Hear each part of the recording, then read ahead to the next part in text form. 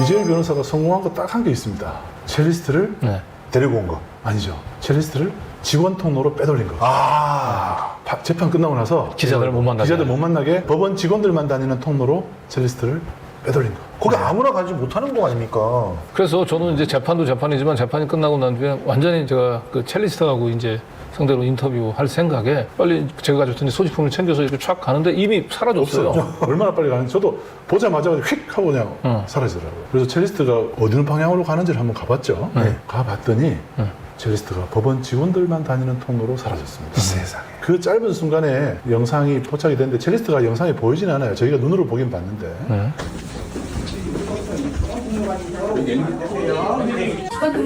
직원 통로입니다. 보시면 안 되세요.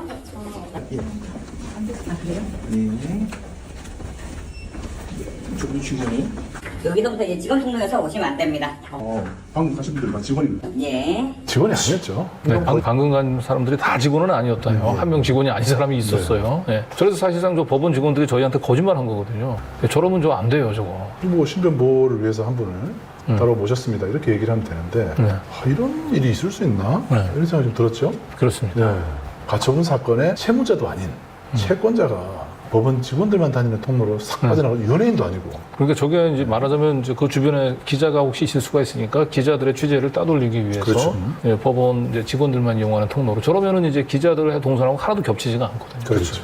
그 저런 특권은 매일같이 거의 매일같이 법원에 출정을 하고 있는 이재명 대표도 네. 그리고 유명 연예인도 누리지 못한 이 특권을 첼리스트가 오늘 누린 겁니다. 보통 이제 법원에 드나들 때 입구에서 이제 기자들하고 만나서 이야기를 하고 네. 자기 입장을 밝히고 들어가고 그러잖아요. 네. 그런데 첼리스트는 법원 직원들한테 둘러싸여서 네. 손살같이 사라졌습니다. 예, 거의 뭐 네. 제1야당 대표도 받지 못한 VIP 대우를 받으면서 그리고 나중에 뭐 취재를 한 거지만은 이 나갈 때도 그랬지만 들어올 때도 오호. 예, 직원 이용하는 통로로 들어와서 대기하고 있다가 재판이 시작됐다는 얘기 듣고 아무도 그 복도에 없은 시간에 싹 들어온 거죠.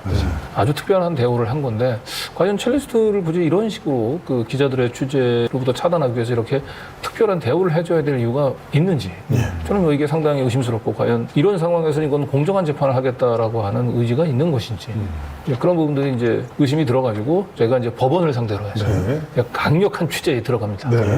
오늘 저희들이 이제 민사 신청 사건의 한 당사자인데 그 상대방 쪽이 직원들만이 이용하는 통로를 이용해서 이렇게 이동하는 걸 저희가 목격을 했어요. 저희들 입장에서는 이제 공정한 재판을 받을 권리가 있는 사람들인데 저렇게 상대방을 직원들만이 이용하는 통로를 통해서 이동할 수 있도록 이렇게 특별한 배려를 했다라고 얘기하는 것은 그런 공정한 재판을 받을 권리를 침해당하는 게 아닌가. 그래서 뭔가 특별한 이유가 있는지를 확인해 보고자. 어떻게 그게 공정하지 않게 그분들만 그렇게 배려를 해줬는지 궁금해하신다고 혹시 실명보 요청을 해서 그렇게 된 건지 궁금해하셔가지고 지금 오셨거든요. 들어온 건 없다는 거죠? 네네. 총무과에 실명보 요청 들어온 건 없고요. 2층에 신청과에 한번 물어보셔야 될 부분이라고 하시는데. 한번 물어봤어요. 했더니 신청은 아니고 전화 통화를 한번 있었던 것 같아요. 오늘 그 첫번째 씨 같은 경우는 재판 끝나고 나서 보니까 직원들이 이용하는 통로로 빠져나가던데요. 그건 뭐 사전에 뭐 요청이 있었나요? 네, 있었어요. 네. 요청이 있었어요? 네. 그럼 본인은 무슨 신변보호 요청 같은 걸 한 거예요? 네, 그런 게 있었던 것 같아요. 네. 그런 게 있었던 것 같아요. 네. 그런데 뭐 증인도 아니고 당사자가 신변보호 요청을 한다는 건 좀 이례적이네요. 이례적이지는 가고 있어요. 그 이유가 뭡니까? 신청 이유가 뭐래요? 그게 뭐 약간 물리적인 뭐가 있을 것 같다고 그랬던 것 같아요. 물리적인 충돌이? 네. 물리적인 충돌이 있을 것 같아서 신변보호 요청을 한다. 그런 게 있으면 이제 첨예하게 대립하고 있는 소송 당사자 상대 측에도 좀 알려줘야 되는 거 아닙니까? 아니, 우리 입장에서는 이제 그 똑같은 채권자, 채무자 양 당사자인데 그 채권자 측만 이렇게 직원 통로로 쑥 해서 빠지고 우리는 이동 못하게 하면서 여기는 직원들만 이용하는 통로라고 얘기를 하니까 근데 이거는 뭔가 이거 공정한 재판을 받을 권리를 침해당하는 게 아닌가라고 하는 그런 오해가 있을 수 있어요. 채권 입장에서는 그 법정이 아닌 장소에서 채무자 측하고 이렇게 마주치는 걸 피하려고 한 것 같아요. 그게 뭐 채권자 이사든 변호사 이사든 그쪽 쪽에서는 그리고 이게 재판부도 허가를 해준 건가요, 그러면? 신청을 해서? 일단은 이제 채권자 대리인 쪽에서 요청을 해가지고 그 저희 보안관리대 측에서 그냥 약간 그러니까 법정 안에서 말고 그냥 외부 이동만 그렇게 이제 그런 식으로 해가지고 재판부의 허가를 받은 건 아니에요? 판사님께도 말씀드렸고요. 선생님한테 얘기를 하고. 그러니까 여기서 좀 이렇게 다툼이나 이렇게 좀 그쪽 입장에서 이렇게 싸움이나 그러니까 이렇게 말다툼이라든 뭐 어쨌든 이렇게 그런 걸 피하려고 했던 것 같아요. 그냥 개인이 피하고 싶은 그런 거다 보니까 뭐 재판하고는 크게 관련은 심리랑은 관련이 없잖아요. 일단은 법정에 이제 양 당사자 이제 나오셔가지고 근데 이제 뭐 심리를 했으니까 그거와는 별개. 아니 근데 제가 재판 받을 때 그 상대방과 만나기 싫으면 시민부 그런 식으로 좀 따로 해달라고 요청을 해도 됩니까? 근데 그런 경우 거의 없잖아요. 그러니까 거의 없기 때문에. 그러니까 이런 경우 자체가 저도 법원 엄청 자주 오는데 처음 봤어요. 아, 그러니까 이게 상당히 이례적이긴 한데 그러니까 전혀 없는 건 아니어가지고. 예. 네, 법원에 가서 사실은 상대방을 만나고 싶은 사람이 누가 있습니까? 네, 결혼식이면은 뭐 누구나 다 법원에다 신청을 해가지고 저기도 특별 대우를 좀 해주세요라고 얘기를 할. 네, 사실 저희들은 전 사실 강준 기자님하고 같이 가다 보면 특히 이제 환경부 같은 사람 있죠. 네. 그 극우 네네. 집단들. 그 사실 생명을 위협해요. 이제 맞습니다. 김상진 지난번에도 봤지만 눈앞에서 사태질을 하고 욕설을 퍼붓습니다. 이런 사람들을 해치고 나가야 법정에 들어갈 수 있습니다. 그런데 중요한 건 이제 그런 신청을 받은 걸 이제 판사한테도 보고는 했다고 얘기를 하죠. 그러니까 사실상 이 판사의 허가를 얻어서 판사가 그렇게 하라고 얘기를 한 거예요. 그런 특별한 대우를 허용을 한 겁니다. 네. 그리고 지금 첼리스트가 채무자와 이제 만나기를 좀 피하고 싶어 하는 것 같다라고 지금 법원에서 얘기를 하잖아요. 만나기 피하고 싶었다면 대리인만 출석해도 되거든요. 당연하죠. 굳이 왜 와? 주로 이런 경우는 대리인만 출석을 합니다. 그러라고 변호인이 있는 거예요. 이재일 변호사 혼자 와도 되는데. 뭐 하자는 겁니까 이게? 네. 자, 그래서 이제 문제는 이제 과연 이제 이런 특별한 배려가 정식적인 절차를 밟아서 이루어졌는지를 제가 이제 재차 물어봅니다. 네. 근데 여기서 놀랍게도 정식 절차가 없었어요. 이런 전화 한 통화로 해결했습니다. 네. 이런 경우 있습니까? 여러분 중에 네. 누가 이런 혜택을 받을 수 있습니까? 네, 저는 이재일 변호사가 이렇게 센지 몰랐어요. 네.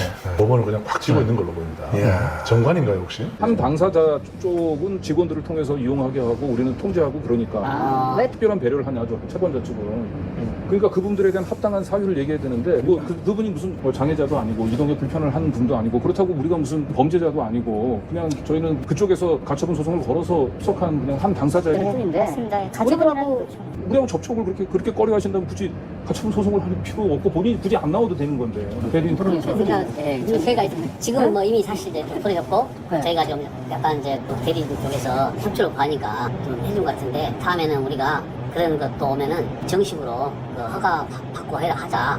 상대방 측에서 좀 약간 좀 불만도 있고 약간 불공평하다. 정식으로 우리가 좀 재판장한테 판사한테 보고 드릴게요. 네, 그리고 서류상으로 뭔가 이게 지금은 사실 뭐 여기 와서 이제 이미 벌어졌는데 사실 그 말씀드리기가 충분히 이해가 됩니다, 진짜. 만약에 저희가 소송을 제기해서 네. 거기가 채무자인데 우리를 만나기 싫다 그러면 조금이라도 이해할 여지가 있겠어요. 근데 거기가 채권자거든요. 네. 그러니까 저도 우리가 연락 와가지고 이건 정말 이례적인 일이라 저도 약간 갸우뚱. 그래 다음부터는 한번 그 정식 절차에서 하는 걸 아시고 아, 놀랍지 않습니까? 예. 자, 여기 지금 저 신청을 하려면요, 일반적으로 이런 신청서가 있습니다.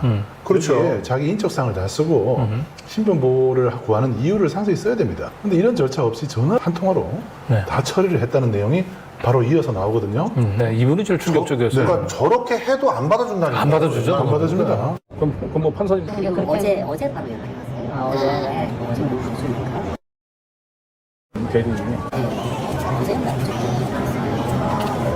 그러면 좀 서면으로 좀 뭐 사유를 제출 좀 해달라고 얘기를 보통 법원에서는 다 그렇게 하지 않아요? 다른 심리를 하는 게 아니고 일단 법정에는 같이 이제 모이고 이동만 그렇게 하더라고요. 그래도 그렇게 느껴지지 않습니까? 솔직히 그러니까 정말 상대 충분히 그 말씀을 다 이해했거든요. 다음부터는 그 정식 절차대로. 그러니까 개별 심리라고 해서 이유는 어떤 네. 뭐라고 얘기를 한 건가요? 그 보호 요청을 했던 거는 이유가 있을 거 아니에요? 뭐 일단은 뭐그 취재를 하고 촬영을 할 것 같다라고 해가지고 대리인 쪽에서 이렇게 얘기를 했어요. 네. 그래가지고 그건 좀 피하고 싶다. 그래서 그러니까 법정 내에서는 그걸 못 하잖아요. 근데 이동하는 과정에서는 그게 있을 수 있다. 그래가지고 이것만 좀 피하게 해달라. 그래가지고 그 부분에 대해서는 그렇게 이제 좀 해주고 그리고 만약에 이제 개별 심리를 했다. 만약에 이제 판사님께 따로 출석을 했다. 그러면은 이제 선생님 따로 받아가지고 정식으로 이런 근데 이제 심리 자체는 같은 법정에서 하다 보니까 이동 과정을 하는 거예요. 예, 이동 과정에서. 예. 만약에 심리를 따로 했으면 판사님 판사님 만나신 거. 네네네. 이동 과정에서만. 예.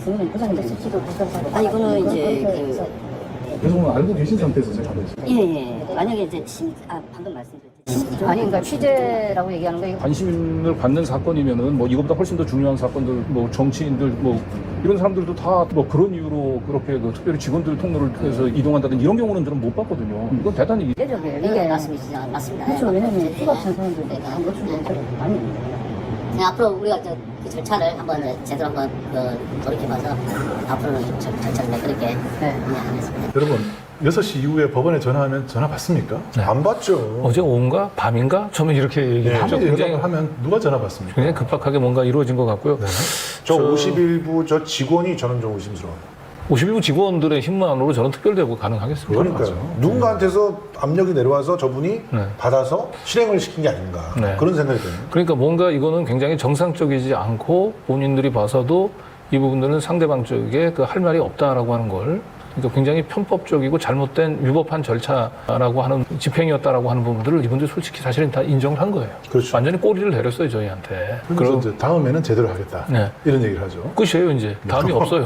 밤에 안 나오죠? 네. 전화 한 통으로. 근데 과연 이재일 변호사의 전화 한 통으로 저게 가능했겠나? 저는 도저히 그 불가능하다고 봅니다. 네. 네. 더군다나 하루 전날, 그날 전날 밤에 네. 이걸 전화해서 법원을 서울중앙지법을 움직인다? 네. 법원장급 그 파워가 아니면은 불가능합니다. 그러니까 왜 갑자기 저렇게 첼리스트가 저런 VIP가 된 거예요? 누가? 첼리스트를 저런 VVIP 대화를 누누이 얘기하지만 이재명 대표나 연예인도 누리지 못한 다 저런 게 전화 한 통으로 가능하다고 얘기한다면 누구나 다 저 하고 싶죠. 정관 변호사 아무리 써도 어려운 게 바로 저런 거예요. 네. 맞습니다. 네. 바로 전날 밤에 전화해가지고 내일 아침 10시에 재판 있는데 네. 법원 직원들 2명 정도 좀 옆에 좀 세워주세요. 그거 누가 얘기할 수 있습니까? 근데 여기다 딱 보면 기자가 취재나 촬영을 할 우려가 있어서 저런 특혜를 베풀었다고 얘기하는 건데 저러면 다 누구나 다 저러고 싶죠. 법원에 누가 나와서 재판받는 거 기자들한테 자기 모습 드러내 보이고 싶어 하나요? 모든 사람들한테 그 신청하면 다 동등하게 그런 기회를 줍니까? 그러고서도 저희가 이게 공정한 재판을 진행할 거라고 하는 저희가 믿음을 지금 가질 수가 있겠습니까? 그러니까 법원 이 직원들도 거기에 대해서 할 말이 없는 거예요. 이거는 거의 전직 법무부 장관이나 가능한 일 아닐까요? 전직 법원. 그러니까 이게 모든 게 서면이 단 하나도 없어요. 이 맞아요. 과정을 진행할 때 신청서도 없었고 그 방어원들이 첼리스트를 이제 특별하게 데리고 들어가고 데리고 나오는 과정에서도 뭐 법원에서 발부했던 무슨 뭐 방문증도 없고 방증이나 뭐 예. 출입증이나 기록 자체가 안 남기게 하면서 네. 특별 대우를 받는 것이 VVIP들만 할 수 있는 겁니다. 윤석열식이죠 이게. 첼리스트가 그 법원 직원들 통으로 들어가는 걸 우리가 발견하지 못했다고 얘기한다면 이거는 아무도 모르는 그렇죠. 예. 첼리스트가 이런 특별한 대우를 받았다라고 한 걸 그냥 완전히 예. 본인은 그렇게 또 다른 사람한테 가서 얘기할 겁니다. 언니 나 정말 잘 나가. 잘 나갔던 사람이야. 전화 한 통화로 내가 법원 이게- 직원 통로를 갖고 나온 사람이야 내가. 근데 이걸 이제 전반적으로 보면은 이게 한 3주 전쯤 됐죠? 네. 이 가처분 신청을 한 게. 네. 근데 만약에 첼리스트가 직접 그 신청을 할 때부터 본인이 출석해서 뭔가 이 조서에 한 줄 남기겠다는 생각을 가졌다면 사실 미리미리 이거는 신청을 했을 거예요. 일주일 전에 신청을 해야 네. 돼요. 그런데 신변보호 요청을 하죠.